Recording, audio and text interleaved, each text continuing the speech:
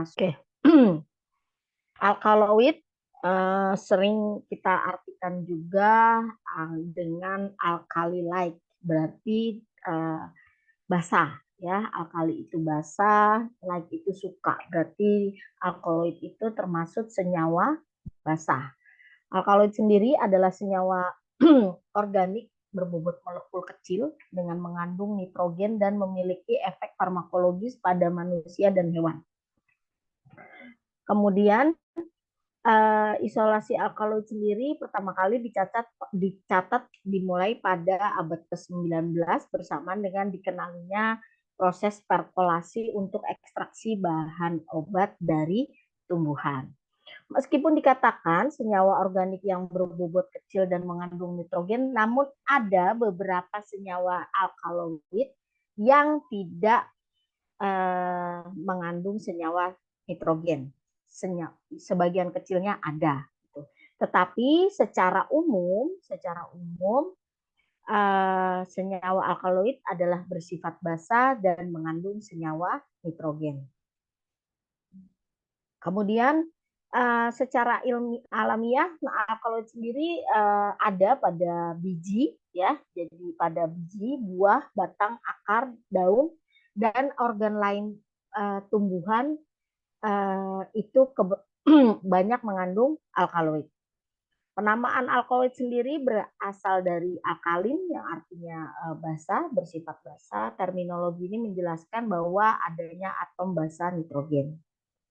Alkaloid juga banyak ditemukan untuk pengobatan dan hampir semua alkaloid memiliki rasa pahit. Ya, sifat umumnya itu dia memiliki rasa pahit.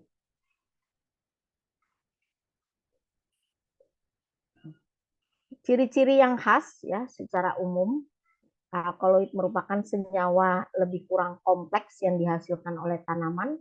Jadi jarang terdapat pada hewan ya.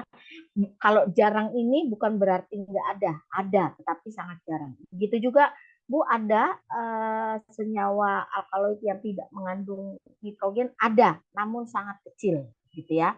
Pada umumnya dia dihasilkan oleh tanaman, pada umumnya juga dia memiliki basa nitrogen sih. Kemudian dalam molekul mengandung atom N yang biasanya mengandung satu atom E, tetapi ada beberapa alkaloid yang mengandung lebih dari satu atom E, bahkan sampai dengan 5. Contohnya adalah alkaloid golongan imidazol, golongan purin ya. Imidazol itu punya 2 atom E, kemudian purin itu dia punya 4 atom E, kemudian ergotamin dia itu punya 5 atom E. Kemudian N ini dapat dalam bentuk amina primer ya, jadi dia bisa di nomor 1 atau sekunder di nomor 2 atau di nomor 3 ya. Oke, udah belajar ya amina primer, sekunder dan tersier. Kebanyakan alkaloid dalam biosintetisnya dia berasal dari asam amin. Kemudian alkaloid basa sendiri memberikan pasangan pada elektronik bebas ya, kemudian kebasaannya tergantung pada struktur molekulnya. Adanya atom gugus lain yang letaknya dari gugus fungsi tersebut. Nah, secara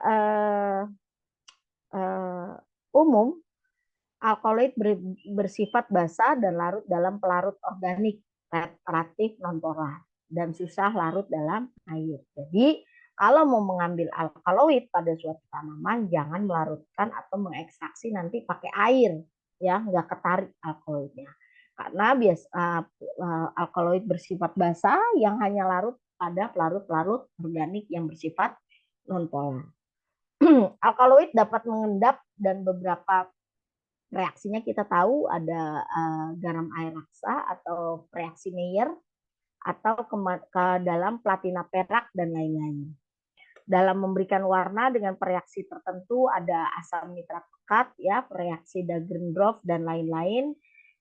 Kemudian banyak alkaloid yang mempunyai aktivitas biologis, biasanya quinon ya, kemudian ada diosiamin.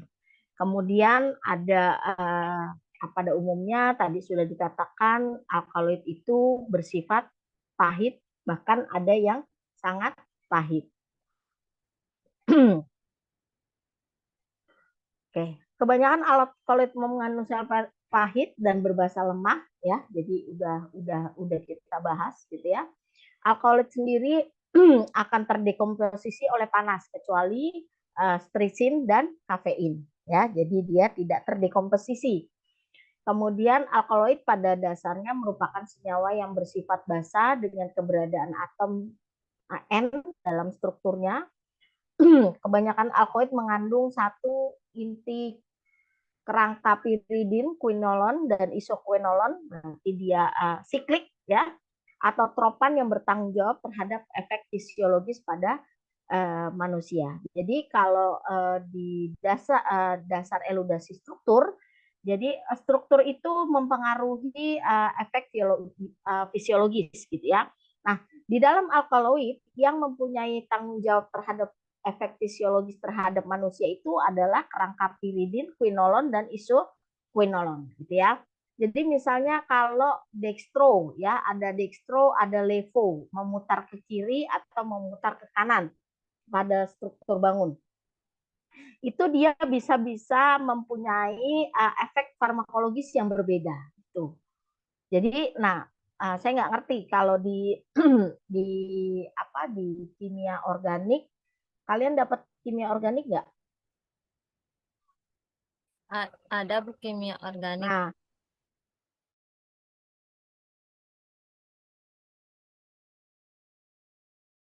atau dia memutar ke kiri, dia mempunyai efek farmakologis yang bisa berbeda ke manusia dan hewan, meskipun strukturnya sama, gitu ya. Nah, itu dipelajari di kimia organik dan pokoknya yang belajar tentang rumus-rumus struktur lah.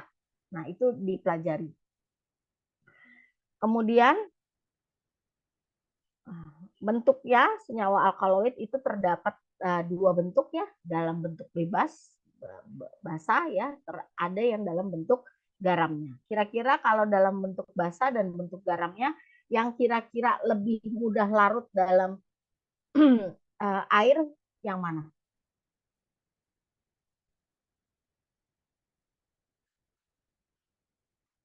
Kalau basah sama garamnya yang kira-kira lebih mudah larut yang mana?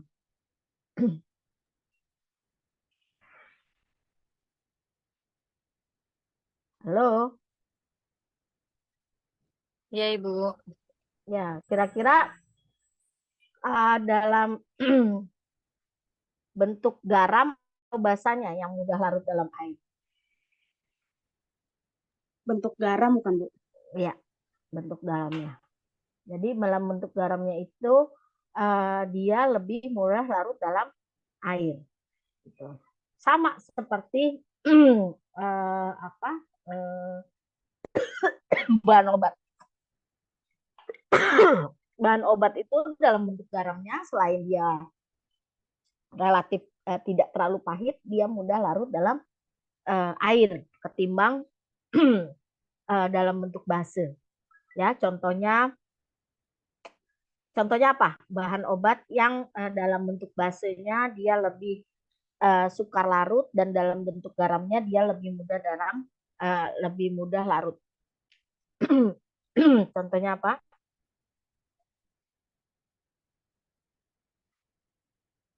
Ada yang tahu?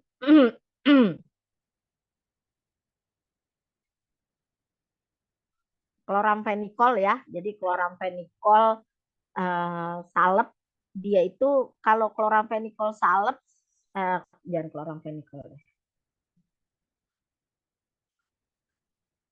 Kalau dalam bentuk garamnya kloramfenikol dalam obat dia bentuknya apa?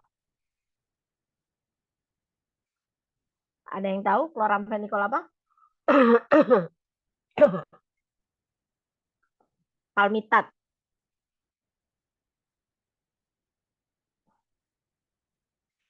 Ini pada kemana ya? Ada Bu, belum tahu Bu. Ada Bu. Oke. Ada kalau dalam bentuk base ya, dalam bentuk base itu misalnya kloramfenikol tetes mate. Itu dia bentuknya base ya. Tapi kalau untuk sediaan oralnya, dia bentuknya garamnya.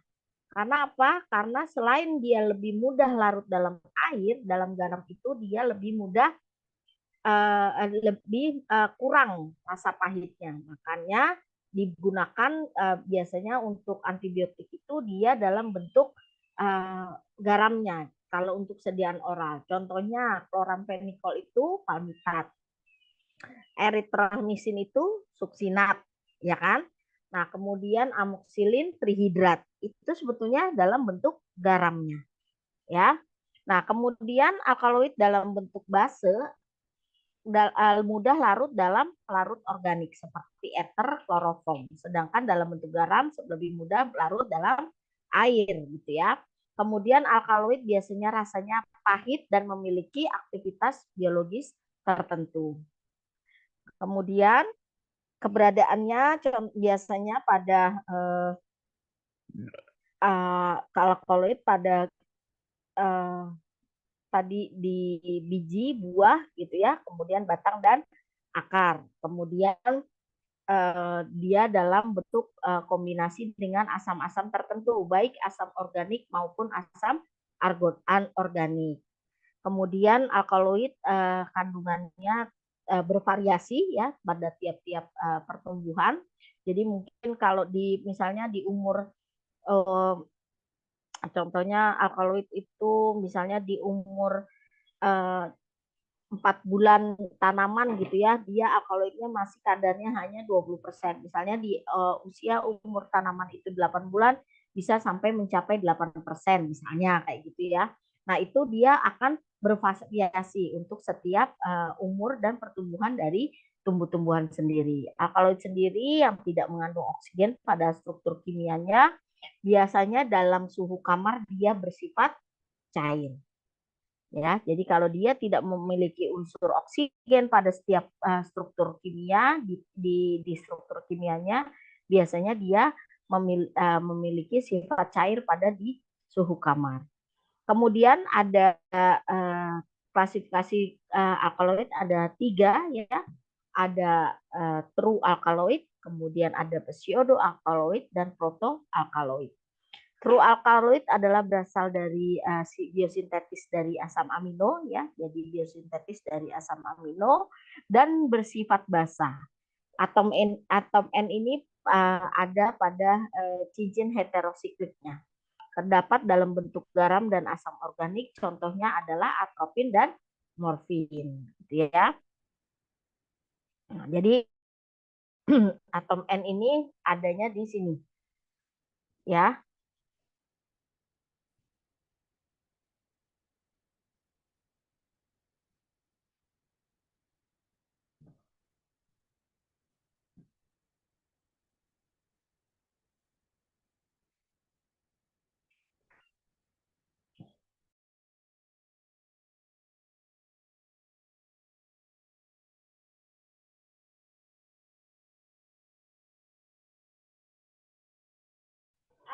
Oke, kemudian pseudoalkaloid ya. Jadi ada tadi saya bilang ada true alkaloid, ada pseudoalkaloid dan protoalkaloid. Pseudoalkaloid sendiri adalah alkaloid jenis ini mengandung cincin heterosiklik yang merupakan atom nitrogen ya. Jadi cincin heterosiklik dia mengandung heterosiklik yang mengandung atom nitrogen. Tetapi dia bukan turunan dari asam amino ya.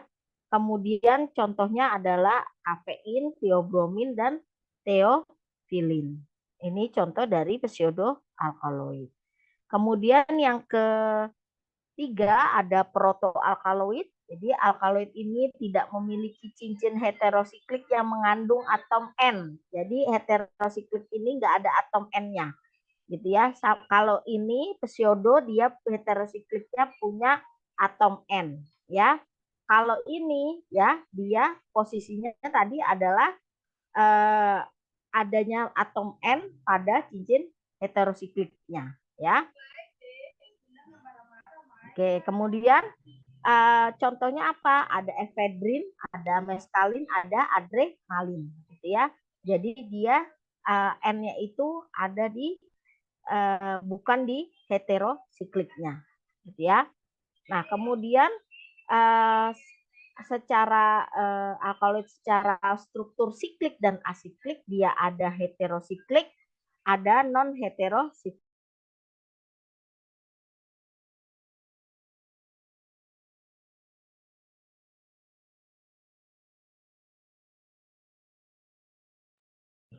Nah, jadi ada yang heterosiklik ya, kemudian ada yang non heterosiklik. Ini secara struktur siklik dan asikliknya. Jadi apa Bu bedanya? Kalau alkaloid heterosiklik dia berasal dari asam amino ya, jadi biosintetisnya berasal dari amino. Contohnya ada trirosin, kemudian ada histidin, kemudian ada triptofan. Nah, kalau heterosiklik dia itu juga berasal dari nukletoid purin ya. Jadi dia bisa berasal dari nukletoid purin. Jadi yang ini alkaloid yang terbentuk dari transaminasi ya. Contohnya ada terpenoid. Kemudian ada alkaloid yang melalui transminasi di mana atom N-nya terletak pada eksosiklik. Kemudian kalau yang berdasarkan ikatan hidronitrogennya, jadi ada N nomor 1 ikatan primer, yang ini sekunder, yang ini tersier. Kemudian ada kuartener, jadi bisa R atom 4 lebih atau lebih gitu ya, sampai dengan tidak terhingga. Gitu contohnya ada di tubocurarina chlorida. Jadi ini adalah punya N1, ini punya N2, ini punya N3, yang ini 4 atau lebih. Nah, ini penggolongan. Jadi penggolongannya itu tadi ada yang berdasarkan sikliknya gitu ya. Kemudian ada yang berdasarkan atom N-nya, ada yang berdasarkan cincinnya, apakah dia heterosiklik atau non heterosiklik. Nah, itu penggolongannya tergantung berdasarkan apa gitu ya.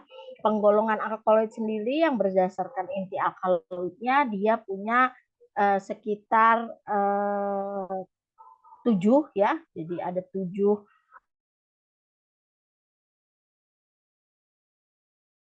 piridin.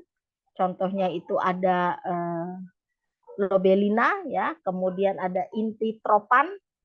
Dia merupakan hasil kondensasi dari pirolidina dan piperidina. Contohnya atropina atau hiosiamin. Nah, itu juga punya inti dari strukturnya yaitu adalah inti tropan. Kemudian ada inti quinolon ya atau quelinas. Contohnya ada kinin ya. Jadi kinin itu intinya adalah quinolon ya atau quinolina. Kemudian ada isoquinolon. Isoquinolon contohnya itu ada opium ya, alkaloid opium itu dia punya inti isoquinolon. Kemudian ada inti inzol, inti imidazol, kemudian ada inti purin. Ini contoh-contohnya dari strukturnya. Ya, jadi ada imidazol, ada piperidin, ini piridin, kemudian ini atropin ya. Kemudian ini kafein ya. Oke, kemudian ini ada quinidin. Nah, dari reaksi warna sendiri ya, reaksi warna alkaloid jika ditambahkan dengan reaksi Burchak dia mempunyai endapan coklat ya, menunjukkan bahwa hasil positif dari alkaloid. Kemudian dengan penambahan Mayer, reaksi Mayer, dia mempunyai endapan putih kekuningan. Nah, ini yang saya bilang kalau kita mau screening fitokimia harus punya nanti gini, kalau nanti kita screening fitokimia bawa apa tuh tabung reaksi dari rumah gitu. Tabung reaksinya kan kita nanti mengerjakannya per kelompok. Biar apa? Sebetulnya bisa kalian nggak bawa. Tetapi kan tabung reaksi yang disediakan itu terbatas, misalnya cuma 12. Nah, kalau mau bikin misalnya mau bikin reaksi-reaksi lain atau uji-uji lain, nah kalian tuh harus nyuci, ngeringin gitu. Nah kalau punya tabung reaksi lebih banyak, itu nggak harus dicuci dulu, nanti dicuci terakhir tuh bisa gitu. Karena memang reaksi-reaksi ini butuh tabung reaksi yang memang banyak gitu uji-ujinya, gitu ya. Karena emang nggak disediain Bu, disediakan, tetapi ya memang kalau itu berarti kalian harus nyuci, berarti harus bawa namanya ini pencuci botol yang kecil buat nyuci buat tabung reaksi. Nah itu harus harus bawa di laboratorium ya. Nah jadi kalau misalnya nih kita ngerjain Burchard, kemudian Meyer, kemudian Dragendorf dan lain-lain, itu baru dari satu sampel dan hanya alkaloid gitu, belum dari misalnya flavonoid, uji flavonoidnya. Nah itu kan banyak gitu. Nah kemudian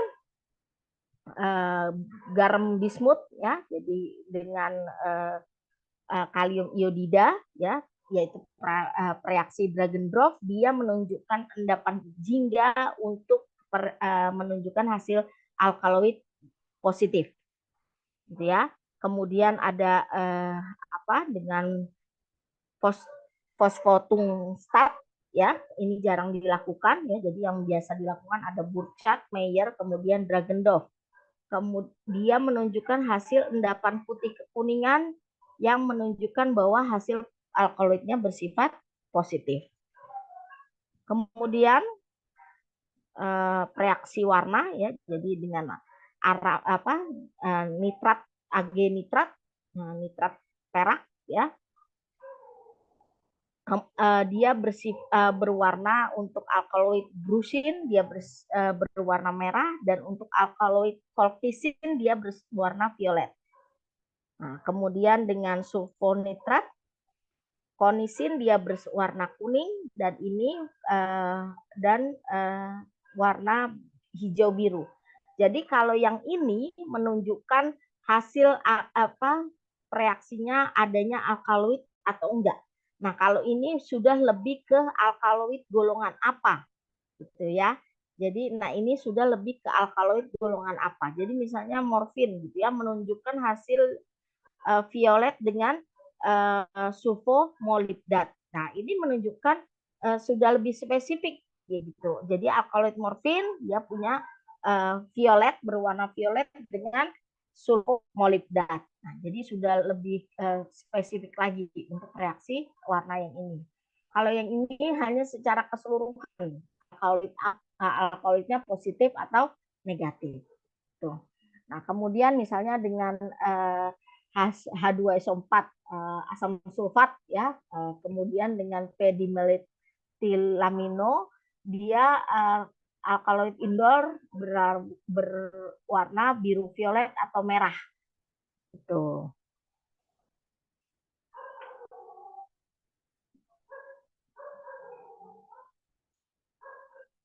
Nah, simplisia yang mengandung alkaloid, jadi ada beberapa simplisia yang golongan besarnya. Jadi alkaloid dengan piridin, golongan piridin, kemudian ada alkaloid propan, kemudian ada alkaloid golongan solenase, kemudian ada alkaloid quinolon, isoquinolon, indol, imidazol, kemudian ada steroid, amina, basapurin. Nah, ini 10 golongan besar dari alkaloid. Tuh. Oke, ada yang mau ditanyakan sampai di sini?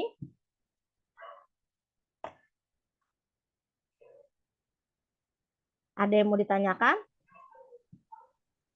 Ibu. Tanya, Bu. Oke, ya silakan. Kalau manfaat alkaloid sendiri bagi manusia apa, Bu ya? Lah, kan tadi udah banyak, Pak. Tadi kan banyak. Yang buat ada kan kita punya apa tuh tadi? Atropin belladonna, itu alkaloid. Dia buat apa?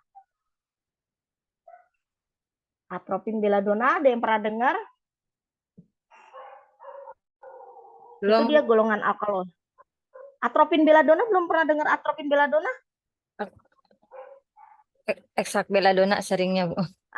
Ekstrak beladon itu dia atropin belladonna untuk apa? Udah ada Untuk obatnya. nyari perut spasminal, tapi sekarang udah ganti Nah, di kandungan, Ibu. Jadi hiosin sama ya, paracetamol. ya, enggak, ekstrak beladon masih ada nggak? Udah nggak ada, Bu. Udah diganti sekarang kandungannya. Kandungannya sama kayak Skopma Plus. Iya, Kopma sekarang Plus. Skopma Plus Isinya spasminal. apa? Hiosin. Sekarang Hios, hiosin Hiosin sama kalau dulu kan kortikamin. ekstrak belladonna sama papaverin. hiosin golongan apa? Golongan apanya, Bu? Golongan beladon. Hiosin itu golongan alkaloid. Oh Itu iya. contoh satu, ya kan? Kemudian vincristin, vinblastin. Pernah dengar? Apa, Bu? Maaf. Vincristin, vinblastin, pernah dengar? Belum, Bu. Nah, Belum, Bu. itu buat apa? Anti kanker, Bu. Anti kanker. Nah, itu contoh ya, Pak. Terus apalagi alkaloid apa? Morfin, Ya, Bu, tahu. morfin, alkaloid. Itu Pak banyak. Tadi alkaloid. Jadi memang banyak ya. Jadi relatif alkaloid ini golongan metabolit sekunder yang lumayan banyak khasiatnya ketimbang golongan-golongan lain karena memang besar. Jadi memang dia cakupannya jauh lebih besar, menggolongannya juga ada 7 struktur bangun. Kemudian ada inti dari alkaloidnya itu sekitar ada 10. Nah, jadi memang banyak sekali kegunaan-kegunaannya. Kemudian ada yang buat obat jantung apa?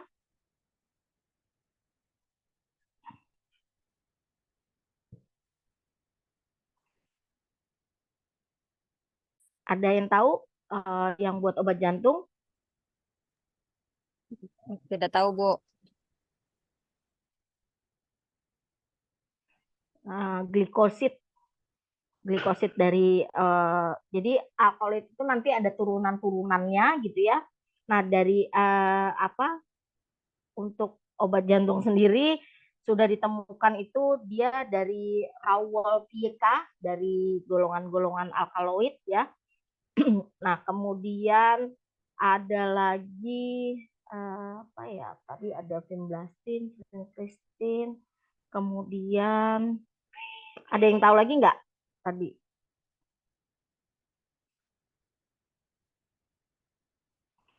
Jadi buat sakit, mengurangi rasa sakit, kemudian di coklat dia sebagai apa? Alkaloid pada coklat sebagai apa yang untuk mengeluarkan endorfin hormon.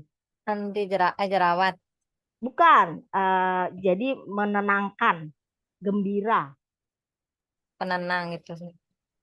Ya, jadi tapi itu loh yang memancing hormon endorfin kan kita makan coklat itu dia masuknya ke dalam golongan alkaloid gitu ya. Kemudian ada mahkota dewa.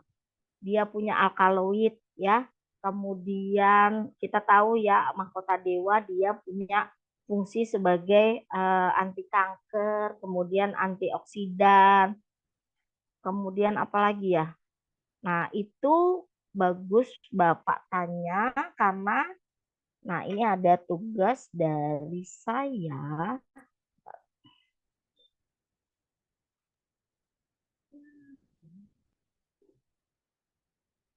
Nah, kelihatan?